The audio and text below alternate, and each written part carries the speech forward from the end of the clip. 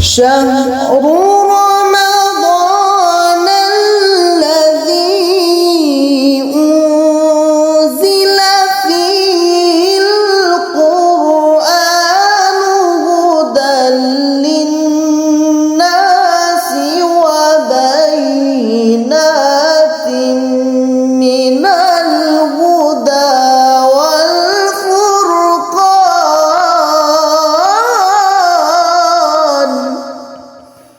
بسم اللہ الرحمن الرحیم. سیدنا کریم صلی اللہ علیہ وآلہ وسلم.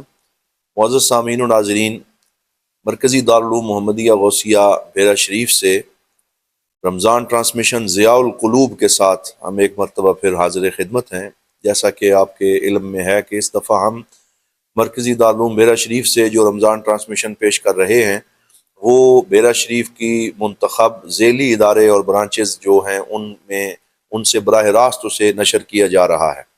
آج ہم موجود ہیں چکوال کے شہر میں، اور یہاں یہ خوبصورت ادارہ جامعہ المصطفیٰ جو خالد حسنین خالد عظیم مداح حبیب کبریا صلی اللہ علیہ وآلہ وسلم ان کے نام سے موسوم ہے، اور انہوں نے خود اس کو اپنی زندگی میں قائم کیا اور بڑی محنت کے ساتھ سلیقہ شعاری اور نظم و ضبط کے ساتھ اس کی بنیاد رکھی.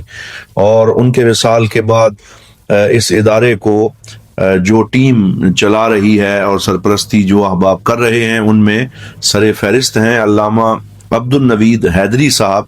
یہ ممتاز مذہبی شخصیت ہیں اور اس پورے علاقے میں خدمت دین متین میں ان کی بہت سی خدمات ہیں. طلباء تنظیموں کی قیادت بھی فرمائی، اور اس کے ساتھ ساتھ جو بھی شہر کے اندر اور اس پورے علاقے میں اور ڈویژن میں جو بھی دینی اور تنظیمی معاملات تھے ان میں اہل سنت والجماعت کی بہترین نمائندگی کا شرف ان کو نصیب ہے. آج ہمارے ساتھ موجود ہیں علامہ عبد النوید حیدری صاحب. اسی طرح محترم ضیاء الحق گولڑوی صاحب جو ادارے کے ناظم تعلیمات ہیں، اور اس کے ساتھ ساتھ مسعود احمد شاکر صاحب جن کی اس ادارے میں بہت بڑا کنٹریبیوشن ہے، اور اس کے جتنے بھی تعمیری منصوبہ جات ہیں اور دیگر انتظامی معاملات یہ اس ٹیم کا حصہ ہے. اور جامعہ المصطفیٰ کے درس نظامی کے چند منتخب طلباء بھی ہمارے ساتھ موجود ہیں. آج جس موضوع پہ ہم نے گفتگو کرنی ہے، ہم کوشش کرتے ہیں کہ کوئی ایسا موضوع ہو جس کا معاشرے کو فائدہ ہو، جس سے ایک مثبت پیغام پہنچے، اور جن چیزوں کی ضرورت ہے ان پہ بات کی جائے. آج ہمارا موضوع ہے کہ معاشرے کی اصلاح میں علماء کا جو کردار ہے وہ کیا ہونا چاہیے، اس میں کیا کمی ہے، کس کس شعبے میں بہتری کی ضرورت ہے. حضرت ضیاء الامت جسٹس پیر محمد کرم شاہ الازہری رحمۃ اللہ تعالی علیہ فرمایا کرتے تھے کہ ہم ایسے بالغ نظر علماء تیار کرنا چاہتے ہیں جو دین کو ایک مکمل ضابطۂ حیات اور کمپلیٹ کوڈ آف لائف کی شکل میں پیش کر سکیں، اور وہ اسلام کے بہترین داعی بھی ہوں، مبلغ بھی ہوں، اور اسلام پر ہونے والے اعتراضات کا دفاع بھی علمی انداز میں کر سکیں.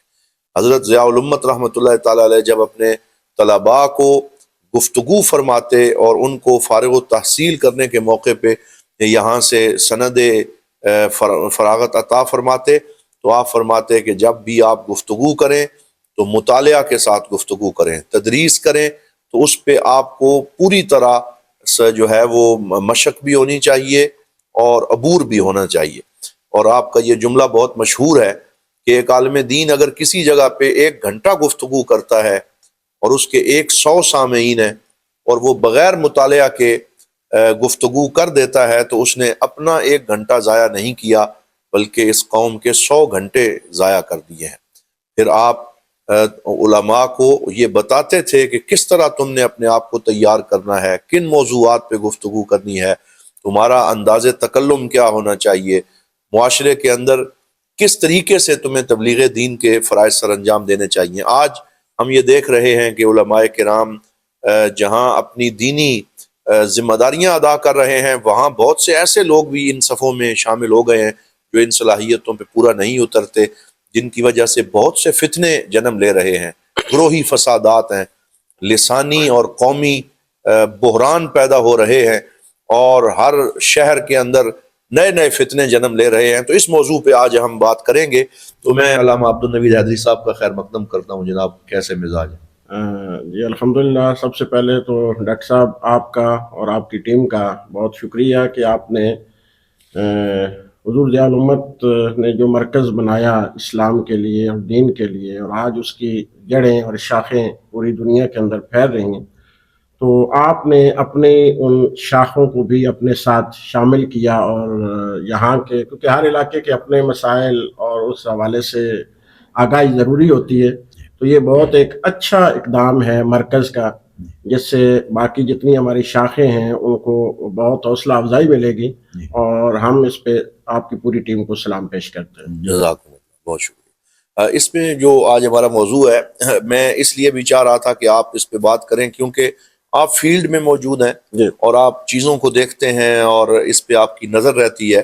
تو اس حوالے سے آپ سب سے پہلے تو یہ فرمائیے گا کہ یہ جس چیلنج کا میں نے تذکرہ کیا ہے، اس میں کون کون سے ایسے مسائل ہیں جن کو آپ دیکھتے ہیں کہ ایڈریس کیا جانا چاہیے؟ جی سب سے پہلے تو یہ ماشاءاللہ جو موضوع کی سلیکشن ہے وقت کے حساب سے بہت اچھی ہے. بنیادی طور پر جب ہم دیکھتے ہیں معاشرے کو اور اس معاشرے کے حوالے سے ہی بات ظاہر ہے جس معاشرے میں ہم رہتے ہیں، تو سب سے پہلی بات تو میں یہی کروں گا کہ جب کوئی معاشرہ تشکیل پاتا ہے تو دیکھا جاتا ہے کہ وہ کن بنیادوں پہ کھڑا ہے. ہم چونکہ بیسیکلی ایک اسلامی جمہوریہ ملک کے اندر رہتے ہیں، یہ ہماری خوش نصیبی ہے، لیکن ہم اگر اپنے اقدار کو دیکھیں اور اپنے جغرافیائی حدود کو دیکھیں تو اس میں کچھ صدیوں کے ایسے ایلیمنٹ ہیں ہمارے درمیان کہ جن کے اثرات ہمیں اپنے معاشرے پر نظر آتے ہیں. جی. اب اس کو بہتر کرنے کے لیے جو سب سے پہلا اور مؤثر علاج ہے کہ ہمارے لیے تو ایک قرآن حکیم جو دستور حیات ہے، اس میں واضح طور پر فرما دیا گیا کہ لَقَدْ كَانَ لَكُمْ فِي رَسُولِ اللَّهِ أُسْوَةٌ حَسَنَةٌ، کہ تمہارے لیے حضور اکرم صلی اللہ علیہ وسلم کی زندگی بہترین نمونہ ہے.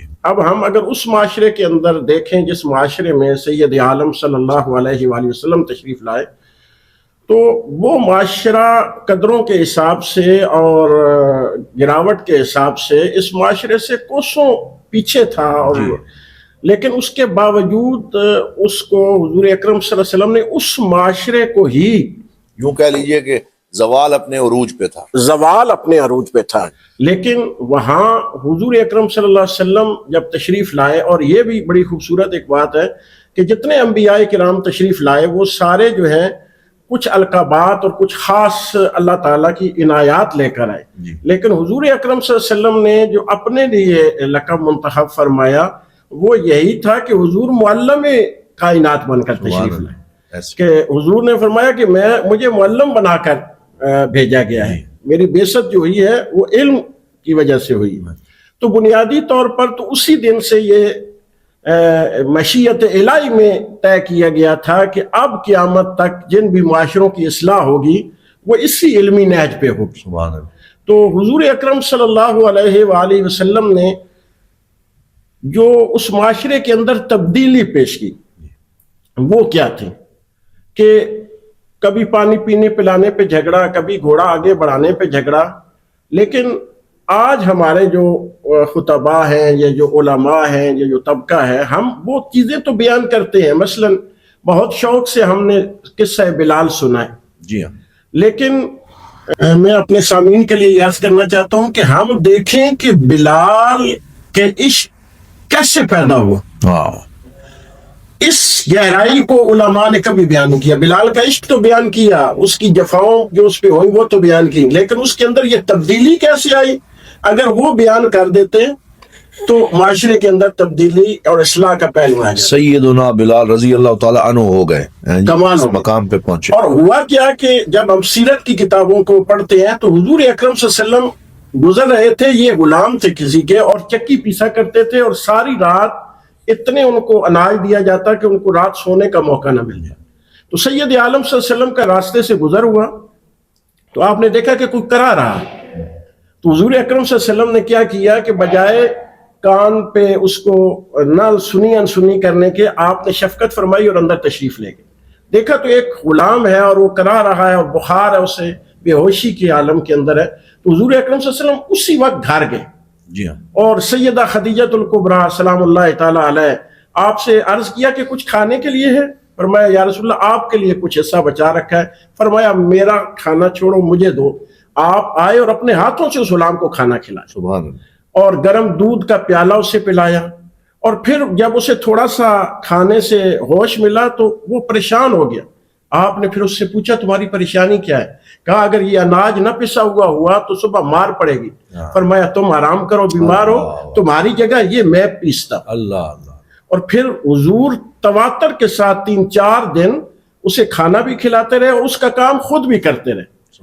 سبحان اللہ. تو یہ وہ معاشرہ ہے کہ آج ہمارا کیا ہے کہ زبان پہ تو ہماری ماشاءاللہ لفاظی بھی ہے، ترنم بھی ہے، وہ ساری چیزیں ہیں، لیکن اس کے پیچھے وہ جو کردار مصطفی ہے وہ اگر آ جائے تو ہم الحمدللہ پھر اس معاشرے کو وہی معاشرہ بنا سکتے ہیں. تو یہ بنیادی چیز جو میں نے عرض کی کہ معاشرے کو، اور اس کا اسلام کے اندر سب سے زیادہ جو اسلام نے فوکس کیا ہے اسی کو کیا ہے کہ آپ دیکھیں کہ ہماری جو عظمت قرآن کے اندر بیان کی گئی، اللہ تعالیٰ نے واضح فرمایا تم بہترین امت ہو. کیوں بہترین امت ہو؟ کہ تم اچھائی کی طرف بلاتے ہو اور برائی سے روکتے ہو. اچھا یہاں ایک اس پہلو پہ بھی میں آپ کی توجہ کرنا چاہوں گا کہ اچھائی کی طرف بلانا تو یہ بڑی اچھی بات ہے اور لوگ اس کو بڑا آسانی سے کہہ دیتے ہیں. جو مشکل ہمارے معاشرے میں کہ برائی سے روکنے کا، جی ہاں، یہ کلمہ حق ہے. نہیں عن المنکر کا جو پورا باب ہے، اس میں آج ہمارا معاشرہ جس زوال کا سبب ہے کہ ہم نے اس کو چھوڑ دیا. اور بشارتیں زیادہ سناتے ہیں علماء اپنے خطابات کے اندر لوگوں کو اس جانب کہ کچھ بھی نہیں ہوگا، ہم حضور کے غلام ہیں، ہمارے لیے تو آگے جنتیں ہیں، لیکن جو برائیاں ہیں ان کا کتنا بڑا وبال ہے وہ نہیں بتایا جا رہا.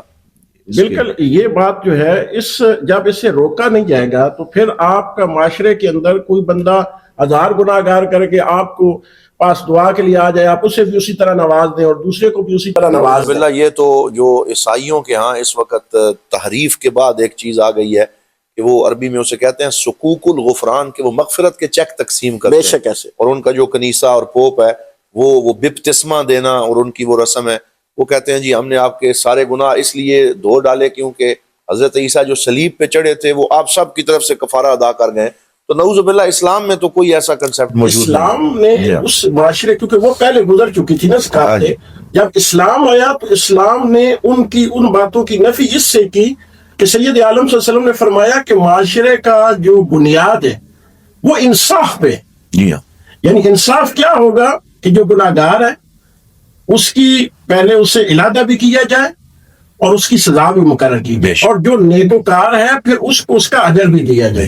تو یہ جو انصاف کا پہلو ہے یہ مرکزی کردار ہے اسلام کے معاشرے کو سلجھانے کے لیے، جو آج ہمارے ہاں تھوڑا سا بے ربط ہو گیا، جس وجہ سے وہ چیزیں جو ہیں وہ ساری پھر اس کے ایلیمنٹ اس کے ساتھ شامل ہیں. اس میں ایک اور بات کا میں اضافہ یہ کرنا چاہ رہا ہوں کہ جیسا کہ آپ نے سیرت الرسول صلی اللہ علیہ وسلم سے مثال دی اور عہد رسالت میں آپ کا بڑا خوبصورت تذکرہ کیا، ظاہری بات ہے بنیاد تو وہی ہے، اور وہیں سے ہم وہ جو کسی نے کہا تھا کہ لوٹ جا عہد نبی کی سمت رفتار جہاں، پھر تیری پسماندگی کو ارتقا درکار ہے. تو یہ پسماندگی میں ارتقا تب ہی پیدا ہوگا جب ہم اپنے اسی زمانہ رسالت کی طرف لوٹیں گے. تو وہاں سے ہمیں یہ بھی تو سبق ملتا ہے کہ سب سے پہلے تحصیل علم، کیونکہ حضور معلم کائنات بنا کے بھیجے گئے. تو آج علماء کی ذمہ داریوں پہ کیونکہ خاص طور پہ ہم بات کر رہے ہیں تو وہ شارٹ کٹ ڈھونڈ رہے ہیں کہ کچھ تقریریں رٹ لی جائیں اور اس سے جلب زر اور پیسہ جو ہے وہ آ جائے، لیکن وہ خود باقاعدہ علم حاصل کرنے اور اس پہ محنت کرنے کے اوپر نہیں آ رہے. تو اس حوالے سے بھی آپ کو یہ بہت خوبصورت پہلو کی طرف آپ نے توجہ دلائی ہے. میں یہاں پہ ایک بات عرض کروں گا کہ اگر ہم اپنے نصاب کو یا پرانے زمانے کے جو علماء ہیں، ہمارے قدیم درسیات کے جو اساتذہ ہیں، تو اس وقت کیا ہوتا تھا کہ کتاب کا متن ہوتا تھا اور اس کی تشریح استاد کے پاس ہوتی تھی. اب کیا ہے کہ مارکیٹ میں جیسے پرنٹ ٹنگ کا دور آیا اور اب پھر سوشل میڈیا کا دور آ گیا، تو پہلے وہ خلاصہ یا گائیڈ اسے کہا جاتا تھا، صحیح. اور اب کیا ہوتا ہے کہ وہ جو ہے آپ کا جو سوشل میڈیا کے اندر جو آپ کا یہ سلسلہ ہے، تو اس سے کیا ہے کہ نقل بازی بہت زیادہ ہو گئی. اس نقل بازی نے تحقیق ختم کر دی. بڑا اہم بات. آسانی تو پیدا کی ہے اس نے، لیکن اس نے تحقیق ختم کر دی ہے کہ آپ کہیں سے آپ کو ایک ٹارگٹ دے دیا جاتا ہے تو آپ فوراً 2 کلک کرتے ہیں اور ادھر سے 2 چیزیں اٹھاتے ہیں، ادھر سے اٹھاتے ہیں.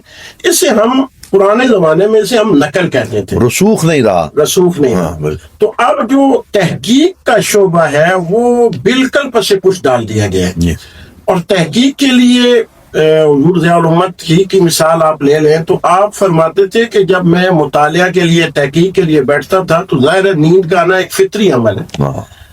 تو میں کیا کرتا تھا کہ اپنے بالوں کو باندھ دیتا تھا کہ اگر مجھے وہ تھوڑی سی انودگی آئے تو وہ کھینچنے سے میرے بالوں کو تکلیف ہو تو میں پھر ظاہر ہے پھر یہ جو تکلیف ہے، یہ مشکل ہے، یہ جو سٹرگل ہے، تو اس کے بعد ہی پھر آسانی آتی.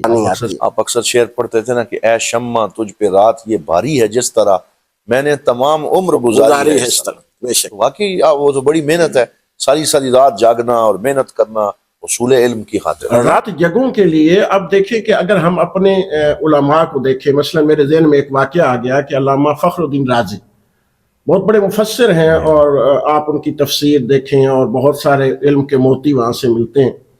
ان کا ایک واقعہ میرے سامنے آیا کہ انہوں نے جب تفسیر لکھ رہے تھے تو جب وہ یہ سبحان الذی اسریٰ بعبدہ لیلا من المسجد الحرام الی المسجد الاقصیٰ، تو جب وہاں پہ پہنچے نا تو وہاں پہ انہیں پتہ چلا کہ اللہ تعالیٰ نے فرمایا لِنُرِيَهُ مِنْ آیاتنا. تو اب ان کا قلم رک گیا کیونکہ نقل کا دور نہیں تھا.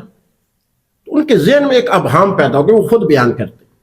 ابہام کیا پیدا ہوا؟ ابہام یہ پیدا ہوا کہ حضور کی افضلیت سارے انبیاء پہ یہ ایک حتمی فیصلہ ہے، متفقہ فیصلہ ہے، لیکن یہاں پہ وہ فضیلت مجھ سے ثابت نہیں ہو رہی قرآن کی آیت سے. کیوں کہ جب حضرت ابراہیم علیہ السلام کی رؤیت کی باری آئی تو اللہ تعالیٰ نے فرمایا ملکوت السماوات والارض، یعنی زمینوں اور آسمانوں کے سارا عالم ہم نے دکھا دیے. اور جب اپنے حبیب کی بات آئی تو من آیاتنا، تو اب اس میں وہ کہتے ہیں 3 دن اور 3 راتیں میں نہ سو سکا اور نہ میں کھانا کھا سکا، کیونکہ میرے پیش نظر یہ تھی کہ میں نے اپنے نبی کی عظمت کو بیان کرنا ہے یہاں سے.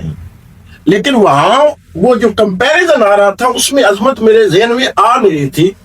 تو کہتے ہیں کہ جب 3 دن میں نے یہ رات جگہ کاٹے تو تیسرے دن مجھے ہنودگی آئی اور خواب میں مجھے حضور کا دیدار نصیب.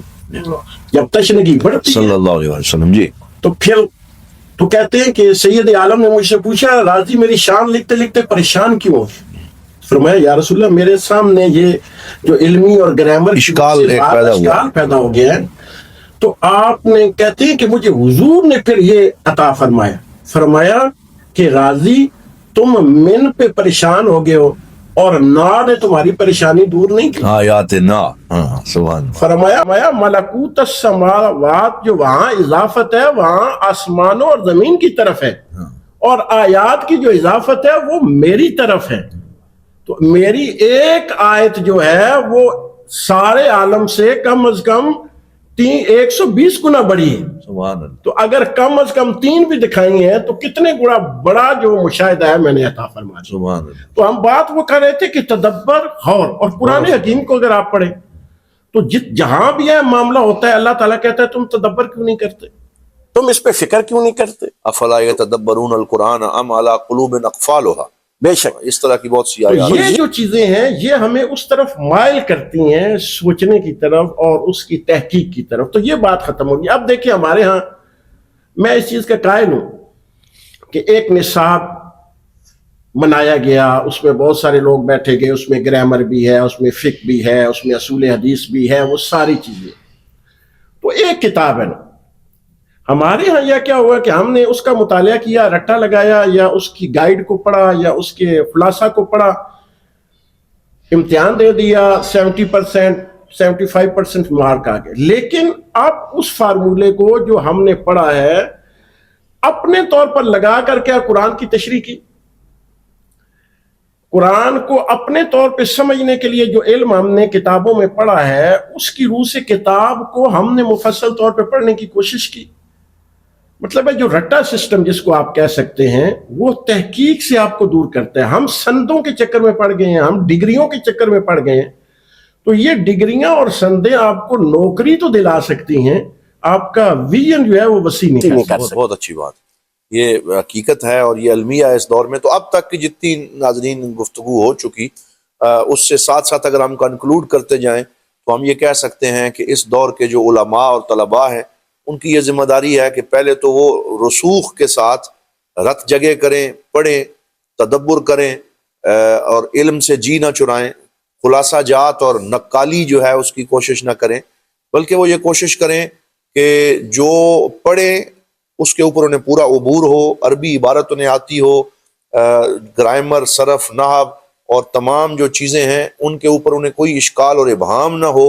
اور پھر ساتھ اللہ کی مدد بھی شامل ہوتی ہے, جیسے بڑے خوبصورت واقعات انہوں نے بیان کیے. اور پھر اس کے ساتھ ساتھ قصہ گوئی اور کچی باتیں اور صرف واعظ کی کتابیں رٹ کے خطبے دینا, اس کے بجائے علماء یہ کاوش کریں کہ وہ جو بات بیان کریں وہ قرآن و سنت سے مصدقہ بھی ہو اور باحوالہ بھی ہو.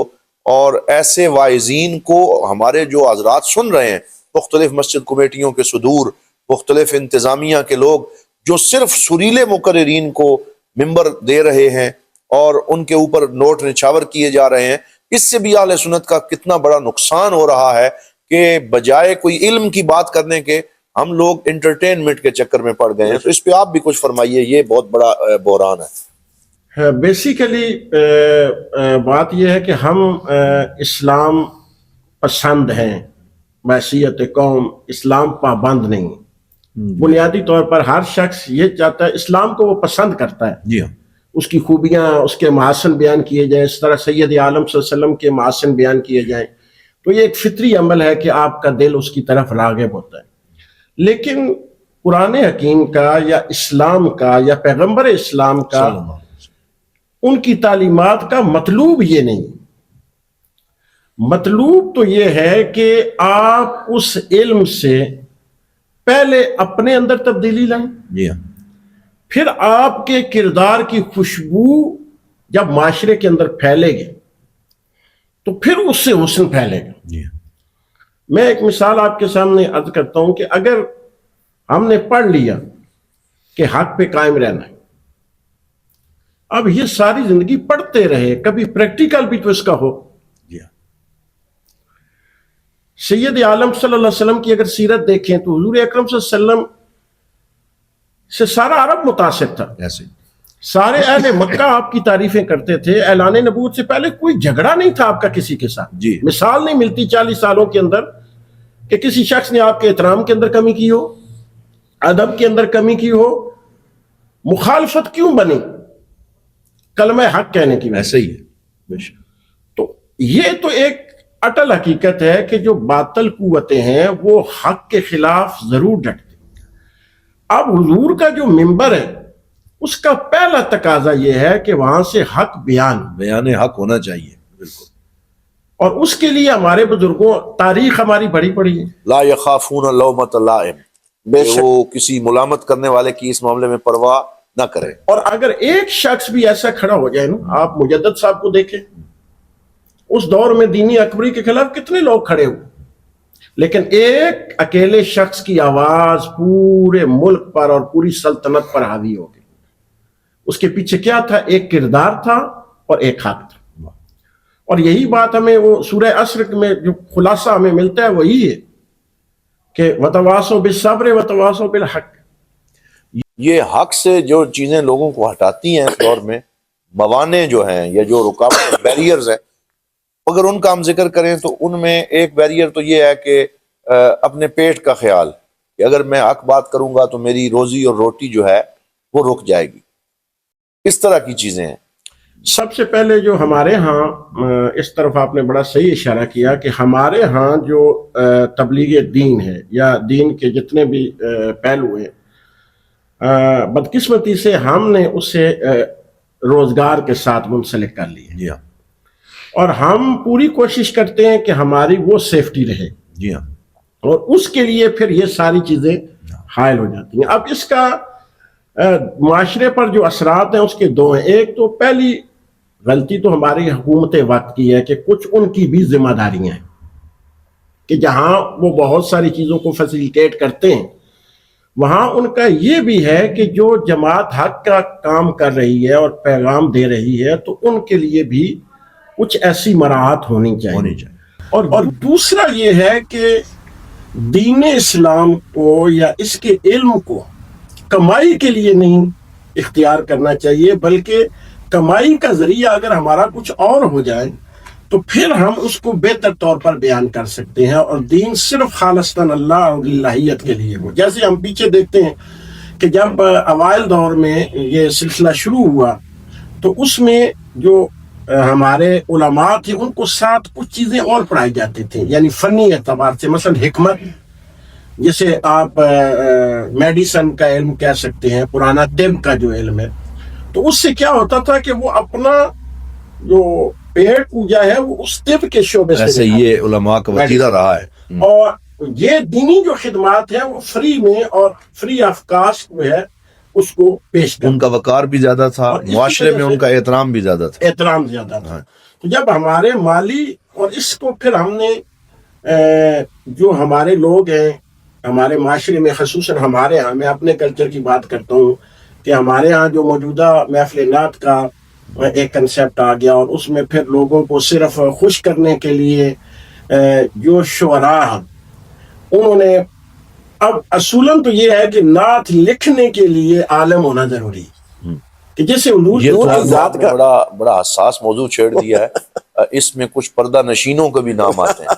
اب یہ جو محفل نعت کا سلسلہ ہے اس میں تو بہت سارے ایسے سیٹھ طبقہ اور ایسے لوگ بھی ہم دیکھتے ہیں جو اپنے بلیک منی کو وائٹ کرنے کے لیے بھی وہ اس کو، حالانکہ وہ، اور ان لوگوں کی وجہ سے بہت سا ہمارے عقائد کے اندر خرابی پیدا ہو رہی ہے، کیونکہ وہ علماء سے جڑے ہوئے نہیں ہیں، وہ اس قسم کے پروفیشنل نعت خوانوں سے جڑے ہوئے ہیں، ان کا لین دین کا عجیب و غریب نظام ہے، اور یہ چیز اہل سنت کو بہت نقصان دے رہی ہے۔ میں اکثر یہ کہتا ہوں کہ ہر دور کی کچھ ضرورتیں ہوتی ہیں، اور تدبر اور حکمت جو ہے، جو سید عالم صلی اللہ علیہ وسلم کو اللہ تعالیٰ نے بطور محاسن عطا کی، اور پھر آپ نے اپنی امت میں وہ عطا کی، اور خصوصاً اپنے وارثین علماء کے لیے آپ نے اس کی دعا فرمائی، تو اس کے لیے یہ ضروری ہے کہ آج کے دور کی جب سوشل میڈیا ہے تو یہ حکمت ہے کہ ساری رات آپ جاگنے کی بجائے، اور آپ جو یہ چیزیں ساری کرتے ہیں، اور وہ سارا تو ان کا تو اپنا ایک پہلو ہے۔ مذہبی طبقے کا یہ حال ہے کہ اب سٹیج پہ اگر ایک عالم دین بیٹھا ہی نہیں ہوا جس نے اصلاح کرنی ہے، اور اس کو بٹھایا ہی نہیں جاتا اور اسے بلایا ہی نہیں جاتا، اور اگر خدا نخواستہ وہ اصلاح کر دے تو پھر اس پہ طرح طرح کے فتوے لگائے جاتے ہیں کہ اس کا تو یہ پہلو ہے، اس کا تو یہ پہلو ہے، اس کا تو یہ پہلو ہے۔ تو اس حوالے سے بھی میں آپ کو ایک گزارش کروں کہ ہمارے ہاں جو خصوصاً، میں یہ بات یہاں ضرور کہنا چاہوں گا کیونکہ بہت بڑا فورم ہے اور میری بات پہنچ جائے گی، کہ ہمارے ہاں یہ جو آج کل جو فقہ کے اندر یا مفتی کورس اور یہ امپلیمنٹ ہو گئے ہیں، ہمارے بڑے اداروں کو سر جوڑ پہ اس پہ بیٹھنا چاہیے کہ آیا جو ہمارے نصاب میں اور فقہ میں آپ اس کو ایکسپرٹ اوپینین کے طور پر لیتے ہیں، اس کو آپ 4 مہینوں میں کیسے اس کو سند دے دیتے ہیں کہ یہ سلسلہ ہے، کیونکہ آپ اسے ایک اتھارٹی بنا رہے ہیں نا فقہ کے اندر، تو وہ تو 4 پیپروں سے اتھارٹی تو نہیں ہوگا۔ نیم حکیم خطرہ جان اور نیم ملا خطرہ ایمان، کیونکہ دیکھیں اگر کوئی بندہ ڈاکٹر بنتا ہے تو اسے پہلے جو ہے اسے پڑھایا جاتا ہے، کتاب پڑھائی جاتی ہے، لیکن اسے اس وقت تک ڈاکٹر کی سند نہیں دی جاتی جب تک اسے پریکٹیکل نہ کیا، کہ وہ اسے پریکٹیکل کسی ہاسپٹل میں کسی بڑے ڈاکٹر کے ساتھ لگایا جاتا ہے، اور پھر جب وہ پریکٹیکلی پاس ہوتا ہے تو پھر اسے اس قابل بنایا جاتا ہے کہ آپ یہ اکیلے پریکٹس کر سکتا ہے۔ تو کم از کم جو فتویٰ نویسی ہے، دیکھیں ہمارے ہاں جو جسے آپ اسکرپٹ کہتے ہیں، یا آپ مثلا ہمارے سرکاری اداروں میں بھی جو زبان لکھی جاتی ہے کہ جس پہ چونکہ عدالت میں بحث ہوتی ہے، لفظ چنے جاتے ہیں، تو ہر بندہ لکھنے والا وہ نہیں لکھ سکتا، اس کے ماہرین ہیں، اس کے ماہرین ہوتے ہیں، تاکہ اس میں کوئی لفظ ذو معنی استعمال نہ ہو، اور کوئی ایسا لفظ نہ استعمال کیا جائے کہ جس سے کسی اور قانون کی وجہ سے اس سے ریلیکس مل جائے. تو یہ ساری چیزیں جو ہے وہ تربیت کی. ہمارے ہاں بڑی اہم بات ہے. پچھلے صدی تک یہ ہوتا تھا کہ فتویٰ کی سند کہیں بھی نہیں دی جاتی تھی, فتویٰ کی اجازت ہوتی تھی, اور وہ بھی جب استاد مطمئن ہوتا تھا کسی شاگرد پہ. چاہے 20 سال آپ ساتھ بیٹھے ہیں. اچھا, یہاں رک کے ایک بڑی اہم بات میرے ذہن میں آئی, میں وہ عرض کر دینا چاہتا ہوں. اس میں ایک تو یہ بات درست ہے کہ فتویٰ نویسی میں جو جلد بازی اب ایک مارکیٹ میں آ رہی ہے کہ جلدی جلدی ریڈی میڈ مفتی تیار کرنا, یہ اچھا حوصلہ افزا معاملہ نہیں ہے. پھر پاکستان میں تو ہر گلی میں ایک مفتی اعظم ہے, اور کوئی وہ ایک ہمارے ہاں آپ یوں سمجھ لیں ہر ایک فرقے کا اپنا مفتی اعظم ہے, اور کنسنسس نہیں ہے اس معاملے میں, جس کی وجہ سے بھی بہت زیادہ ہمارے ہاں مسائل اور فتنے ہیں. اس میں جو مصر کا ماڈل ہے, میں نے ایک دفعہ ہمارے جو وزارت مذہبی امور میں کچھ احباب تھے ان تک یہ بات پہنچائی, خیبر پختونخوا کے جو وزیر مذہبی امور تھے ان تک بات پہنچائی, جہاں جہاں مجھے موقع ملا, کہ ہمارے ہاں طلاق کی شرح بڑھتی جا رہی ہے, معاشرتی مسائل بہت بڑھ رہے ہیں, ناچاکیاں بڑھ رہی ہیں, لوگوں کو پتہ نہیں ہے کہ کیسے اس چیز کو ڈیل کرنا ہے. وہ 3 طلاقیں اگٹھی دے دیتے ہیں, پھر اس کے بعد وہ ایسے لوگوں کے پاس جاتے ہیں جو عقائد اور اس میں بھی خرابی پیدا کر دیتے. مصر نے یہ ماڈل بنایا کہ جو شخص بھی شادی کرنا چاہے گا, مرد یا عورت, اس کو پہلے 10 دن مرکزی دارالافتاء کے کسی بھی ادارے میں ایک ریفریشر کورس کا سرٹیفکیٹ حاصل کرنا ہوگا, پڑھنے کے بعد کہ نکاح کے آداب کیا ہیں, طلاق کے کیا ہیں, معاشرتی اور ازدواجی زندگی آپ نے کیسے گزارنی ہے, اگر کوئی ناچاکی ہو جائے تو اس کا حل کرنے کا اسلوب کیا ہوگا. پھر وہ سرٹیفکیٹ جاری کرتے ہیں, تب جا کے نکاح رجسٹر ہوتا ہے. ادھر بھی طلاق کی ریشو بہت زیادہ تھی, انہوں نے اس طریقے سے اس پہ قابو پایا. تو اس طرح کا کوئی ماڈل ہماری نظریاتی کونسل یا ہمارے علماء کو سنجیدہ فکر کوئی ایسا کام کرنا چاہیے جس سے معاشرے کے حقیقی مسائل حل ہوں. جی, یہ بہت خوبصورت آپ نے بات کی ہے. وہی ہے کہ وقت کے تقاضوں کے ساتھ جو ضرورت بن گئی ہے, مثلا اب تو گلی گلی محلے محلے گروہ بن گئے ہیں, اور ہر گروہ کی کوئی نہ کوئی مفتی نمائندگی کر رہا ہے. تو اس میں ایک آسان حل کیا ہوتا ہے کہ آپ پیچھے چلے جائیں. مثلا اگر آپ گلے والی کی مفتی سے جیسے آپ نے طلاق کی تو صرف اناف پہ آ جائیں. جی ہاں, تو کم از کم 70 سے 80% طبقے کا تو ایک جگہ متفق ہونا آسان ہو گیا نا. بے شک بے شک. اب اس اناف میں سے کیا کیا جائے کہ ملکی لیول پہ بھی ایک کمیٹی بنائی جائے, پھر صوبائی لیول پہ کمیٹیاں بنائی جائیں, پھر ضلعی طور پر کہ اگر ایسا کوئی فتویٰ کسی نے لینا ہے شرعی طور پر, اس کے یہ تنسیخ نکاح کا ہے, تو وہ باقاعدہ سرکاری طور پر اپوائنٹ ہو اپنے معیار کے مطابق, اور اسی کا فتویٰ جو ہے وہ عدالت میں بھی چلے, اور اگر وہ مسالتی کمیٹی میں وہ جاتا ہے یا سیشن میں جاتا ہے یا جو فیملی کورٹس ہیں ان میں جاتا ہے, تو اس بندے کی اتھارٹی چیلنج نہ ہو سکے. کہ جائے کہ ہر محلے کا. اب ہمارے ہاں یہ مسئلہ ہے کہ امام کے لیے بھی ہمارا کوئی کرائٹیریا نہیں, پھر خطیب کے لیے ہمارا کوئی کرائٹیریا نہیں ہے کہ جو حضور کے ممبر پہ مثلا مولا کائنات علی المرتضیٰ شیر خدا کرم اللہ وجہ الکریم بہت زیادہ ہمارے ہاں الحمدللہ یہ کہا جاتا ہے اور دعویٰ کیا جاتا ہے کہ ہم ان سے محبت کرنے والے ہیں ہر طبقہ فکر سے, اور ہمیں کسی کے نیت کے اندر شک بھی نہیں. تو اگر میں سب کی نیتوں کو اچھا سمجھوں تو سب حضرت علی سے پیار کرنے والے. تو حضرت علی کے قول پہ اگر ہم اپنی مساجد کو معیار بنا لیں کہ مولا کائنات کا یہ قول ہے کہ جو قرآن کے ناسخ اور منسوخ کا علم نہیں رکھتا وہ ممبر پہ کھڑا ہو کے خطبہ نہیں دے سکتا. اگر یہ لیول ہم صرف قائم کر لیں تو کم از کم میرا خیال ہے کہ ہمارے 70% مسائل حل ہو جائیں گے. کہ جس بندے کی حیثیت جو ہے جماعت کروانا تو یہ ہے کہ 4 مسلمان مل جائیں ایک جماعت کروا لے, امام ہونا تو یہی ہے نا. لیکن وہ اقبال نے کہا تھا نا کہ قوم کیا ہے اور قوموں کی امامت کیا ہے, اس کو کیا سمجھے گا 2 رکعتوں کا امام. تو یہ جو امامت ہے اور دین کا قیام ہے, اور اس کے لیے تو پھر ہمیں افراد سازی کی ضرورت ہے. آخری سوال اس حوالے سے کر کے پھر ہم آگے بڑھتے ہیں. بہت اہم آپ نے اس میں اشارات فرمائے ہیں. ہمارے ہاں کل یہ جو ایصال ثواب, چیلم, اس طرح کی اہل سنت میں محافل رائج ہیں, اس کے علاوہ جمعہ کا ممبر ہے, یہ بھی ایک بہت بڑا کلاس روم ہے. ہم یہ دیکھتے ہیں کہ یہی کچھ اسباب ہیں جو کچھ آپ نے ذکر کیے کہ ایک تو علماء پراپر، بہت سارے ایسے ہیں جو تیاری کر کے نہیں آتے، راستے میں آیا جو ذہن میں اس دن موضوع آیا اسی پہ بغیر تیاری کے گفتگو شروع کر دی، اور بھی بہت سے اسباب ہیں۔ میں تو سمجھتا ہوں کہ بہت سے لوگ جو الحاد کی طرف جا رہے ہیں اور اسلام اور دین بیزار ہو رہے ہیں، اس میں اپنوں کی یہ نوازشات بھی نعوذ باللہ شامل ہیں کہ وہ تیاری نہیں کرتے اور بغیر تیاری کے منبر و محراب پہ گفتگو کرتے ہیں۔ اسی طرح ان ایصال ثواب کی محافل میں وہ طبقہ بھی مسجد میں آ جاتا ہے جو عام دنوں میں نہیں آتا، اور ان تک ہم بہت اچھے طریقے سے دین کا پیغام پہنچا سکتے ہیں۔ تو اس پہ آخر میں آپ کچھ فرما دیں کہ موضوعات کے چناؤ میں اور جو میٹر وہاں پہ ڈیلیور کرنا ہے، اس میں علماء کو کس حد تک احتیاط کی ضرورت ہے؟ یہ بہت اچھا آپ نے سوال کیا کہ ہماری محافل کے پہلے تو موضوع ہی چند چیزیں سے ہوتے ہیں کہ زیادہ موضوعات نہیں ہوتے۔ پہلے تو میں بات کروں گا خطبہ جمعہ کی۔ سب سے بنیادی ماخذ قرآن حکیم ہے، اور ہمارے معاشرے کو سب سے زیادہ ضرورت قرآن فہمی کی۔ ہمارے ہاں قرآن فہمی، میں معذرت کے ساتھ یہ کہوں گا اگر میرا یہ انالیسز ہے، قرآن فہمی نہ ہونے کے برابر ہے۔ حالانکہ یہ ایسا چیز ہے کہ ہر مسلمان کو کم از کم اس کا ترجمہ آنا چاہیے کہ میں کیا پڑھ رہا ہوں۔ اگر جمعے کے خطبے میں صرف قرآن کی 4 آیات کا درس شروع کر دیا جائے تو میرا خیال ہے کسی نئے موضوع کی ضرورت ہے۔ بہت اچھا۔ میں نے ایک اپنی زندگی میں تجربہ کیا تھا کہ میں نے ایک جگہ 12 سال جمعہ پڑھایا ایک جگہ پہ، اور ان 12 سال میں نے بڑی مشکل سے صرف سورہ بقرہ کو مکمل کیا۔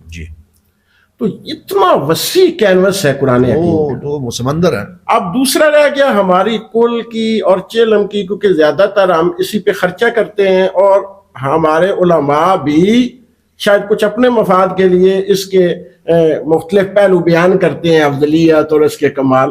پہلی چیز تو یہ ہے کہ فرض، سنت، واجب، ان کی ترتیب ہی ہمارے معاشرے میں نہیں، کہ فرض کی کیا اہمیت ہے، اس کے بعد واجب کی کیا اہمیت ہے، سنت کہاں ہے، اور مستحب کی کیا اہمیت۔ ہم مستحبات کو لے گئے یا فرض کے مقام پر، اور فرائض کو ہم نے بالکل پیچھے چھوڑ دیے۔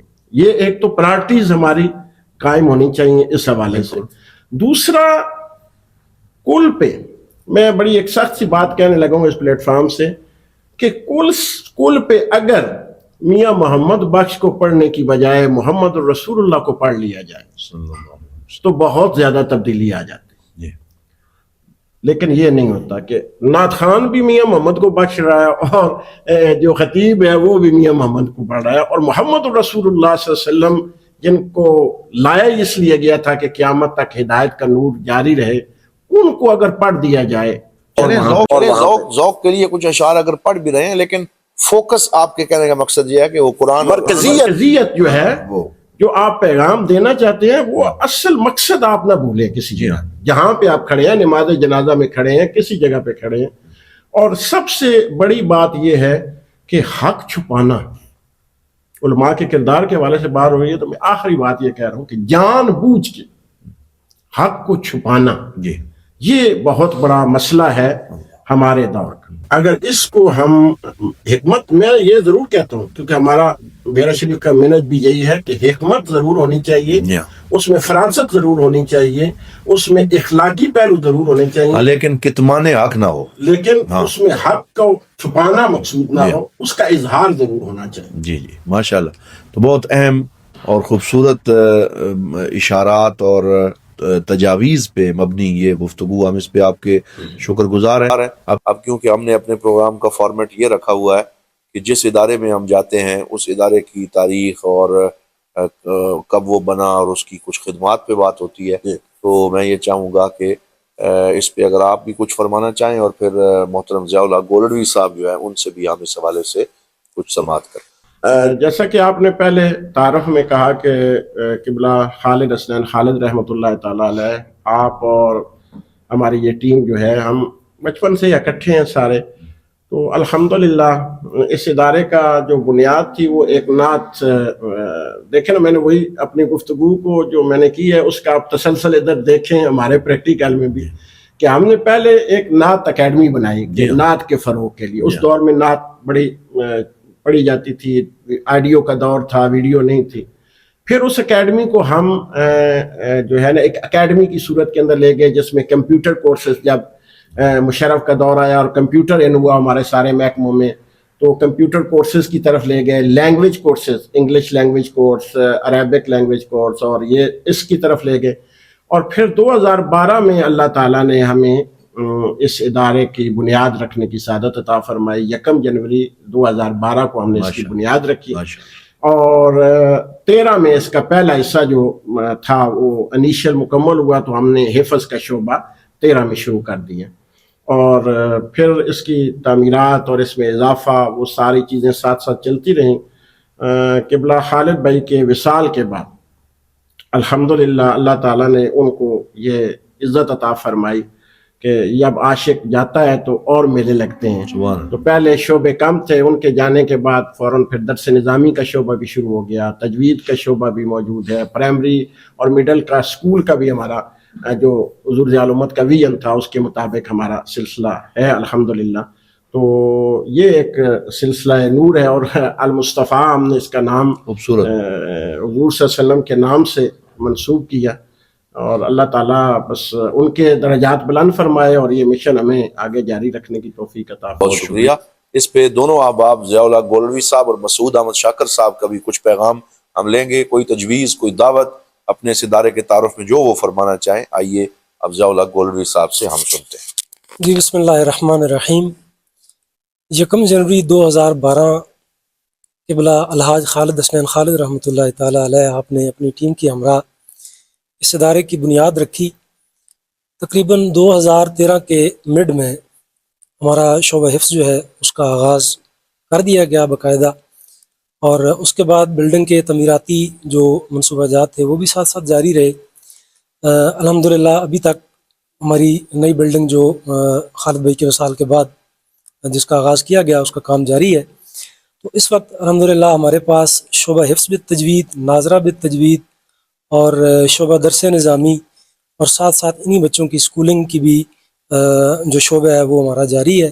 ساتھ ان بچوں کی کمپیوٹر کی کلاسز بھی جاری ہیں، اور دیگر جو مطلب شارٹ کورسز ہیں، جس طرح رمضان المبارک میں ہمارا 10 روزہ اجتماعی اعتکاف ہوتا ہے، اس میں بھی یہ تربیتی کیمپ ہمارا لگتا ہے. اسی طرح عید الاضحیٰ کے بعد ہمارا ایک سمر کیمپ لگتا ہے، جس میں بالخصوص ہمارا جو ایک بڑا فیمس کورس ہے نعت اکیڈمی کا، جس میں پاکستان بھر سے بلکہ بیرون ممالک سے بھی بعض اوقات حضرات اس میں شرکت کرتے ہیں. تو نعت اکیڈمی کے ساتھ ساتھ فہم دین کا بھی ایک کورس ہوتا ہے، اسی طرح قرات کا کورس ہوتا ہے، اور دیگر چھوٹے چھوٹے اس طرح کمپیوٹر کا کورس ہے، انگلش لینگویج کا کورس ہے. تو یہ شارٹ کورسز بھی الحمدللہ ہمارے ہوتے ہیں. اس کے علاوہ اگر ادارے کی دیگر خدمات کے حوالے سے ہم بات کریں تو رمضان المبارک میں سحری افطاری کا بھی ہمارا ایک سلسلہ یہاں پہ ہوتا ہے. اس کے علاوہ عید الاضحیٰ کے موقع پر چونکہ شہر میں بہت سارے لوگوں کو ایک یہ قربانی کے حوالے سے مسائل درپیش ہوتے ہیں، تو الحمدللہ ہمارا ادارہ اس میں بھی بڑھ چڑھ کر اپنی خدمات جو ہے وہ پیش کرتا ہے. اجتماعی قربانی کی صورت میں مکمل فیسیلیٹیٹ اپنے احباب کو کرنے کی جو ہے وہ کوشش کرتا ہے. تو میں آپ کا شکریہ ادا کرتا ہوں کہ آپ نے اپنا قیمتی وقت نکال کر یہاں پہ آپ تشریف لائے. تو ساتھ ہی میں ایک چونکہ وقت بھی بالکل ہمارے پاس کلوز ہے، ایک اپنی تجویز، درد دل یا پیغام کہیں تو میں ضرور دینا چاہتا ہوں اس موقع پر کہ ہمیں اپنی پرائرٹیز اس وقت جو ہمارے جو مسائل درپیش ہیں اہل سنت کو، اسلام کو، پاکستان کو، اس میں اپنی پرائرٹیز کو بدلنے کی اشد ضرورت ہے. مثال کے طور پر ہمارا چونکہ ایک یہ مذہبی پروگرام ہے، مذہبی ادارہ ہے، اس حوالے سے میں یہ بات ضرور کرنا چاہتا ہوں کہ ہماری جو مذہبی لوگ ہیں، جو آج کل ہم دیکھ رہے ہیں محافل پہ اتنا زیادہ بجٹ مطلب ایک وہ مستحب کام پہ لگا رہے ہیں، تو وہی اگر ان کا مقصد دین کی خدمت کرنا ہے یا انسانیت کی خدمت کرنا ہے، تو وہی بجٹ لاکھوں روپے جو ایک نائٹ کے لیے لگائے جاتے ہیں، وہ تھوڑی سی اس میں یہ نہیں کہتا کہ وہ ختم کر دیں، بے شک اس کو جاری رکھیں، لیکن تھوڑا سا اس کو کلوز کریں. جہاں آپ مطمئن ہیں، جس ادارے سے مطمئن ہیں، جہاں آپ سیٹسفائیڈ ہیں، جس کی کارکردگی سے سیٹسفائیڈ ہیں، وہاں پہ وہ چیز کریں. اگر کسی سے بھی نہیں مطمئن تو کوئی ضروری نہیں ہے کہ آپ کسی ادارے کو ہی دیں. آپ سمجھتے ہیں آپ خود ایک ادارہ سیٹ اپ جو ہے وہ شروع کر لیں، ایک چھوٹا سا سیٹ اپ شروع کر لیں. تو اس طرف بھی آپ کوشش کریں، افراد سازی پہ آپ کوشش کریں، اپنے حصے کا کام کریں. وہی بجٹ آپ تھوڑا سا چلے اس کا 60% کر لیں، 50% کر لیں، اس طرف آپ آ جائیں. اگر آپ کا مقصد خدمت دین ہے، اور یہ خدمت دین بھی ہے اور خدمت انسانیت بھی ہے، یہ صرف یہ نہیں ہے کہ یہاں پہ یہ مذہبی یا دنیاوی تعلیم ہی دی جا رہی ہے، بلکہ یہ ویلفیئر کا بھی ایک بہت بڑا جو مذہبی ادارے ہیں یہ سیٹ اپ ہے. یہاں پہ تینوں ٹائم کھانے دیے جاتے ہیں، ہاسٹل ہے، رہائش دی جاتی ہے. ساتھ صرف یہ مطلب رہائش اور کھانا پینا نہیں دیا جاتا، بلکہ تعلیم دی جاتی ہے، بچوں کی تربیت کی جاتی ہے، ڈسپلن پہ بڑا ایک خاص توجہ جو ہے وہ دی جاتی ہے. تو اس دور میں ہمیں اس چیز کا خیال کرنا ہوگا. اگر ہم سنجیدہ ہیں کہ ہم نے مذہب کی، ہم نے اسلام کی، ہم نے مسلک کی خدمت کرنی ہے، تو ہمیں تھوڑی سی توجہ اس طرف جو ہے وہ دینی ہوگی. ہمارے اداروں کو، اپنے اداروں کو مضبوط کرنا ہوگا. میں پھر سے یہ گزارش کروں گا کہ اگر آپ کسی ادارے سے مطمئن نہیں ہیں تو آپ اپنی جہاں پہ آپ مطمئن ہیں اپنا ایک سیٹ اپ بنا لیں. ٹھیک ہے، تو اس طرف ضرور آپ کوشش کریں تاکہ خدمت انسانیت بھی ہو اور خدمت اسلام بھی جو ہے وہ ہو سکے. بہت شکریہ ضیاء اللہ گولڈوی صاحب. اب ہم آخر میں گزارش کریں گے مسعود احمد شاکر صاحب جو ہیں، آپ کاروان تمنائے مدینہ، کیونکہ یہ بھی خالد حسنین خالد صاحب کی ہی آواز تھی کہ وہ مدینہ کی بات جب کرتے تھے تو مچل جاتے تھے، اور ان کو سننے والے بھی تڑپ جاتے تھے، اور پھر وہ خود بھی اس سلسلے کو شروع کرنے والے تھے کہ مدینہ کی طرف عشق و محبت کے قافلے انہوں نے جاری کیے، اور اب اس مشن کو لے کے بھی مسعود شاکر صاحب چل رہے ہیں. تو ان سے بھی گزارش ہے کہ وہ بھی اس حوالے سے اپنے خیالات کا اظہار فرمائیں. جی ڈاکٹر صاحب، بہت مہربانی. آپ کی پوری ٹیم کے بہت شکر گزار ہیں ہم، خصوصاً الحسرات میڈیا کہ آپ نے اتنا قیمتی وقت ہمیں دیا. جس انتہائی خوبصورت ٹاپک پہ آج آپ نے یہاں پر ڈسکشن کی، میں ایک کاروباری آدمی ہونے کی حیثیت سے جو سم اپ کر رہا ہوں اس میں یہ ہے کہ جہاں پر ہمارے علماء کرام کی اتنی زیادہ محنت ہے، الحمدللہ انہوں نے اپنی جوانیاں دیں، انہوں نے اپنی پوری زندگیاں دیں دین متین کے لیے، لیکن وہاں پر جو ان کے میجر مسائل ہیں ان میں سے سب سے بڑا مسئلہ اکانومی کا بھی مسئلہ ہے، ان کی معاشی حالات کا بھی مسئلہ ہے. اگر کوئی عالم دین ساری زندگی پڑھ کر اور پھر کسی مسجد کمیٹی کا اتنا احسان مند رہے کہ اس کو اپنے بچوں کو پالنے کے لیے بھی بمشکل 2 وقت کی روٹی کا بندوبست ہو، تو یقیناً اتنا بڑا قدم اٹھانا اس کے لیے بھی مشکل ہوگا. تو خالد صاحب کی زندگی کے اندر بھی ہم یہ سوچا کرتے تھے، اور اکثر ہماری ٹیم آج بھی اس بات پہ ہم سوچ رہے ہیں، اور انشاءاللہ العزیز بہت قریب ہیں اس مرحلے کے کہ اس جامعہ المصطفیٰ کے اندر سے جو بچہ عالم دین انشاءاللہ بنے گا وہ صرف عالم دین ہی نہیں ہوگا، وہ ایک بہترین بزنس مین بھی ہوگا انشاءاللہ العزیز. اور ہم وہ پوری تیاری کر رہے ہیں. تو ہمارے ادارے سے جو بھی بچہ فارغ ہوگا انشاءاللہ العزیز وہ اچھا اپنا روزگار بھی کر سکے گا. جہاں پر وہ دین کی خدمت انتہائی احسن طریقے سے ادا کرے گا، وہ انشاءاللہ العزیز اپنے گھر کی اور اپنے معاشرے کی کفالت میں بھی بہترین کردار ادا کرے گا. اس لحاظ سے چاہے ہمیں کوئی کاروباری کام ہے انشاءاللہ العزیز ہماری اس پہ بھی مکمل پلاننگ ہے، اور دوسرے بھی جتنے سورسز ہیں کہ وہ بندہ اپنا اچھا روزگار کما سکے. تو انشاءاللہ العزیز خالد بھائی کے حکم کے مطابق اور ہماری پوری ٹیم پہلے بھی اس پہ کام کر رہی ہے، اور انشاءاللہ العزیز آئندہ بھی ہم اس پہ کام جاری رکھے ہوئے ہیں کہ ہمارے اس ادارے سے فارغ ہونے والے بچے انشاءاللہ کم از کم ان کو معاشی کسی قسم کے مسائل کا سامنا نہیں کرنا پڑے گا، اور وہ بہترین انداز سے دین متین کی خدمت کر سکیں گے. اور انشاءاللہ العزیز آپ بہت جلد دیکھیں گے کہ جامعہ المصطفیٰ کے پلیٹ فارم سے یہ خوبصورت آغاز ہوگا، اور انشاءاللہ اللہ کریم اس میں بہت برکت بھی عطا فرمائے گا. انتہائی شکر گزار ہیں آپ کے کہ آپ نے اپنے قیمتی وقت میں سے یہ لمحات ہمارے نام کیے. بہت شکریہ جناب. اب آخر میں ہم جامعہ المصطفیٰ کے طلباء کی طرف چلتے ہیں. ان کا کوئی کومنٹ، کوئی سوال، تھوڑا تعارف وہ شامل کر لیتے ہیں تاکہ یہ گلدستہ مکمل ہو جائے. السلام علیکم ورحمۃ اللہ وبرکاتہ. میرا نام علی اکبر ہے اور میں جامعہ المصطفیٰ میں زیر تعلیم ہوں.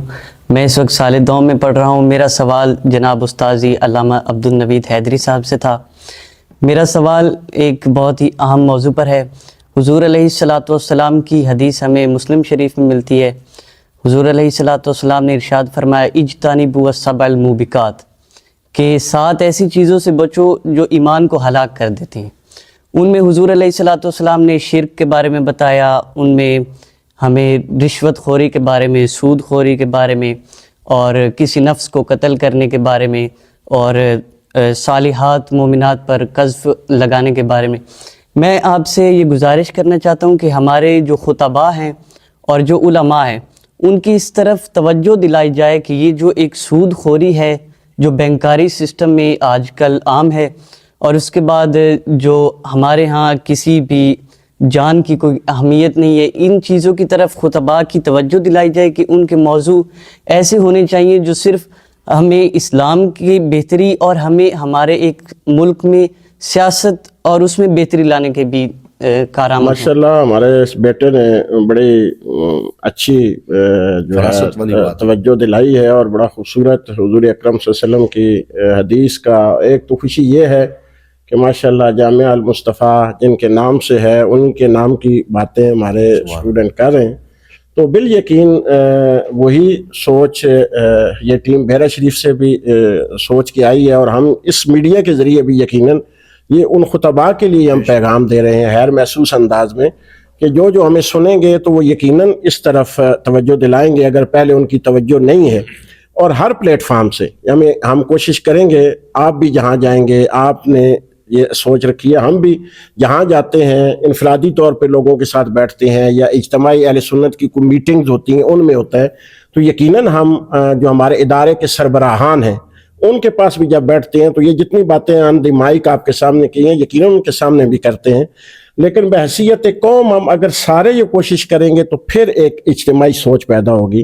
اس میں حکومت کو بھی کردار ادا کرنا ہوگا، اداروں کو بھی کردار ادا کرنا ہوگا، اداروں کے جو سربراہان ہیں ان کو بھی کردار ادا کرنا ہوگا، تو انشاءاللہ ہم اپنا کردار جو ہے ہر پلیٹ فارم پہ ادا ضرور کریں۔ علی اکبر کے سوال میں میں یہ اضافہ کرنا چاہوں گا، بڑی اچھی انہوں نے وہ حدیث پاک پڑھ کے کبائر اور موبقات ہلاک کرنے والی چیزیں، تو یہ آپ نے اپنی گفتگو میں بھی اشارہ کیا تھا، تو اس پہ ہمارے قبلہ مفتی شیر محمد خان صاحب زیدہ مجدو نے بڑا اچھا انیشیٹو لیا تھا کچھ سال پہلے کہ مرکزی دارالعلوم بحیرہ شریف میں کیونکہ بہت سے طلباء پڑھتے ہیں تو ہر روز عصر کی نماز سے پہلے اذان اور جماعت کے درمیان کتاب الکبائر جو امام شمس الدین ذہبی رحمۃ اللہ تعالیٰ علیہ کی بہت اچھی کتاب ہے، جس میں جتنی بھی احادیث کبائر کے بیان میں آئی ہیں ان سب کو جمع کر کے انہوں نے ڈرایا ہے کہ یہ ہیں وہ گناہ، تو ان کا درس ہوتا تھا، طلباء سنتے تھے، تو اس سے یہ فائدہ ہوا کہ طلباء کے اندر یہ چیز پیدا ہوئی کہ ان کو معاشرے میں بیان کیا جائے تاکہ لوگ ڈریں، کیونکہ قرآن بشیر اور نذیر دونوں مناسب کو ساتھ لے کے چل رہا ہے۔ تو یہ ماشاءاللہ آپ کو خراج تحسین ہے کہ آپ نے بڑا اچھی ایک اس میں اضافہ کیا۔ معزز سامعین، تو اس طریقے سے آج کا پروگرام جامعہ المصطفیٰ چکوال خالد حسنین خالد رحمۃ اللہ تعالیٰ علیہ کے ادارے کے مزار کے ساتھ قائم یہ ادارہ اس میں مکمل ہوا۔ تمام شرکاء کے ہم شکر گزار ہیں کہ انہوں نے وقت دیا، بالخصوص علامہ عبدالنوید حیدری صاحب اور پوری ٹیم کے کہ جنہوں نے ہمارے لیے آج یہاں سے اس پروگرام ضیاء القلوب رمضان ٹرانسمیشن کو نشر کرنا جو ہے اسے ممکن بنایا۔ اللہ کریم سے دعا ہے کہ اللہ تعالیٰ اس ادارے کو مزید ترقی اور عروج عطا فرمائے، اور جس موضوع پہ ہم نے بات کی ہے ہم سب کو بہت سنجیدگی کے ساتھ غور و خوض کرتے ہوئے اپنے اس ملک میں اسلام اور اس کے تقاضوں کے مطابق خدمات دینیہ کو مزید بہتر انداز میں سر انجام دینے کی توفیق عطا فرمائے۔ انشاءاللہ کل کسی اور بہترین ادارے سے ہم ضیاء القلوب کی اس رمضان ٹرانسمیشن کے ساتھ آپ کی خدمت میں حاضر ہوں گے۔ اس وقت تک کے لیے اجازت دیجیے، والسلام علیکم ورحمۃ اللہ وبرکاتہ۔